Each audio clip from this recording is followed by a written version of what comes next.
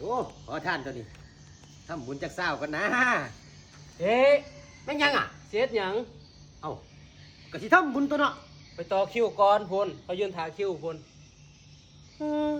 โอ้ยสิมันรัดของรัดคิวไปมีคิวอยู่ปุยนี่แมนโอ้ยเนาะเชิญคนต่อไปครับ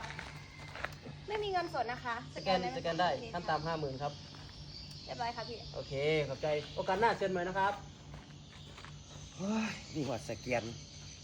ขอท่านสมัยใหม่ตัวนี้เอาต่อไปครับผมมันจักหน่อยก็ได้วะเอาอย่าพึ่งครับคุณอู๋ครับเบิดเวลาแล้วครับไม่เป็นไรหรอกครับเบิดเวลางานเลยครับไปครับไปเนี่ยครับเดี๋ยวเรียนเชิญขึ้นเฮลิคอปเตอร์เลยครับโอเคครับครับไปหมดเวลาทำงานครับมาใหม่เด้อ2 โมงเช้าหอน3 โมงแรงเด้อเวลาเห็นงานคุณหนูโอ้ไปครับไปเฮลิคอปเตอร์จับใส่ได้ฝั่งนี้ครับโอเคครับโอ้ยไม่เห็นอาชีพนี่จนรวยเป็นหมดยังนี่รวยกว่ากูอีกบาทนี่เฮ้ยกูสิบ่ได้ขอท่านเทียนมันบ่นี่ขอได้นี่สั่น